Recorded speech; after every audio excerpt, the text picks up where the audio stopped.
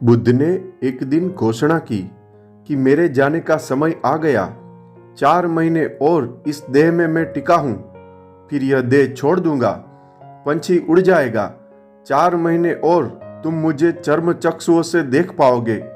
4 माह के पश्चात मेरा परिनिर्वाण होगा। भिक्षु अपने को रोक नहीं सके, जार जार रोने लगे। भिक्षुओं के आंसू बहने लगे। भिक्षुओं की तो क्या कही जाए बात, औरतों को भी धर्म संवेग हुआ। उनकी आंखें तो आंसुओं से नहीं भरी, लेकिन हृदय उनका भी कंप गया। यह कभी सोचा नहीं था कि बुद्ध जाएंगे।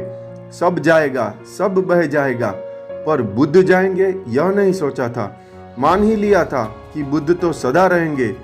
जिनकी समाधि संभल गई थी वे भी कंप गए।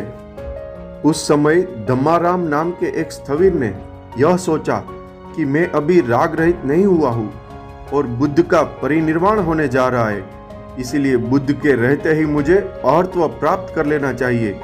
ऐसा सोचकर एकांत में जाकर उन्होंने संकल्प पूर्वक गहन साधना शुरू कर दी। यह बुद्ध के जाने की बात इतना बड़ा घातक प्रहार हो गई उस पर, जैसे छाती में छुरा चुभ गया। अब तो बुद्ध के रहते ही बुद्धत्व पा लेना है, यह अवसर नहीं खोना है। अब 24 घंटे सोते जागते एक ही धुन उसके भीतर बजने लगी, एक ही स्वर गूंजने लगा।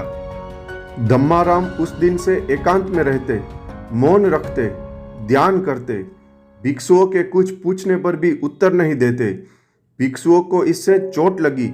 धम्माराम अपने को समझता क्या है, पूछने पर उत्तर नहीं देता, उपेक्षा करता है। इस तरह जीता है जैसे अकेला है, कोई यहाँ है ही नहीं। वहां 10,000 भिक्षु थे बुद्ध के पास।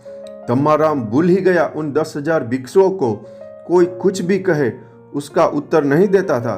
बात ही छोड़ दी थी यह, जैसे संसार मिट गया। भिक्षुओं ने यह शिकायत बुद्ध से की। बुद्ध ने कहा, धम्माराम को बुला लाओ। धम्माराम के आने पर बुद्ध ने पूछा, भिक्षु तुझे क्या हुआ है? क्या यह सत्य है कि तू अन्य भिक्षुओं से बात नहीं करता है? धम्माराम ने कहा, बनते यह सत्य है। बुद्ध ने पूछा, भिक्षु तू ऐसा क्यों कर रहा है?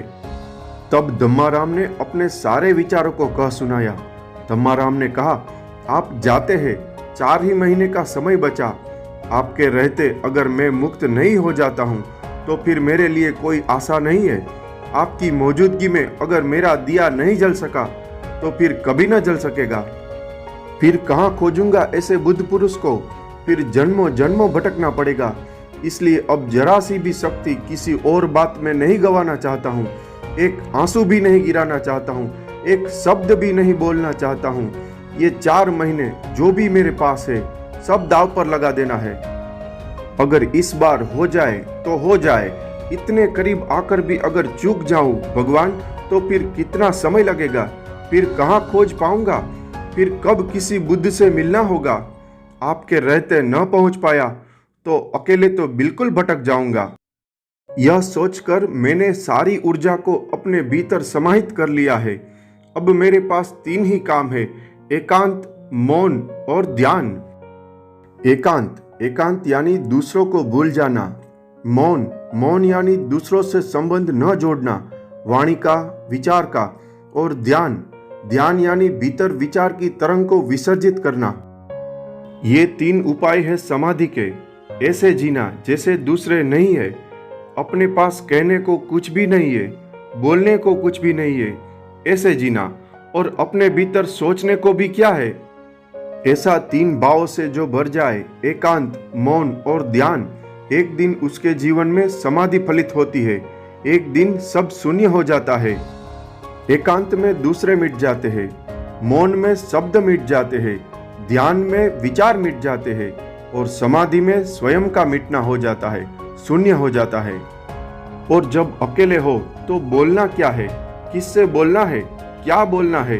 तो एक चुप्पी अपने आप उतरने लगती है।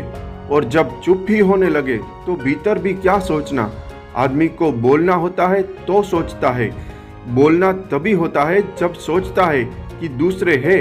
यह सब जुड़ी बातें हैं। आदमी सोचता है क्योंकि बोलना है, बोलता है क्योंकि दूसरों से जुड़ना है। जब अकेले ही है तो बोलना क्या, फिर सोचना क्या। और ये 3 बातें पूरी हो जाए, एकांत, मौन और ध्यान, तो फिर जो शेष रह जाती है दशा, वह समाधि है। तब सम हो गए, शून्य प्रकट हुआ। धम्माराम ने सारी बात बुद्ध को कही। उसे सुनकर बुद्ध ने उसे साधुवाद दिया और कहा, भिक्षुओं, अन्य भिक्षुओं को भी जिन्हें मुझ पर प्रेम हो, धम्माराम के जैसे ही होना चाहिए। माला, गंध आदि से मेरी पूजा करने वाले मेरी पूजा नहीं करते, अपने को धोखा देते हैं। जो धर्म के अनुसार आचरण करते हैं, वे ही मेरी पूजा करते हैं। आंसुओं के बहाने से भी कोई सार नहीं है। और फिर जो वैसा करते हैं, वे मुझे समझे ही नहीं, क्योंकि यहाँ सभी क्षण भंगुर है। जो जन्मा है मरेगा, जो हुआ है मिटेगा। इस क्षण भंगुर से मोह मत बनाओ, और तुमने मुझसे मोह बना लिया। जो मुझसे मोह बना लिए हैं, वे मुझे समझे नहीं। रोवो नहीं, रोने से कुछ होगा भी नहीं। बहुत रो लिए, अब बंद करो। सोओ भी नहीं, रोना भी जाने दो और सोना भी जाने दो। अब जागो। मैं जाता हूँ, इसकी फिक्र छोड़ो। मैं आया, जाऊंगा। धर्म सदा रहता है। तुम धम्माराम हो जाओ। तुम मुझसे अपने को मत जोड़ो, धर्म से अपने को जोड़ो। मुझसे जोड़ोगे तो रोओगे, पछताओगे, क्योंकि मैं तो जाऊंगा। धर्म मात्र शाश्वत है। एक महानियम इस सारे जगत को व्याप्त किए है। बुद्ध ने उसे ही धर्म कहा है। और तब बुद्ध ने ये गाथाएं कही, धर्म में रमण करने वाला, धर्म में रत, धर्म का चिंतन करता और धर्म का अनुसरण करता भिक्षु सद्धर्म से च्युत नहीं होता है।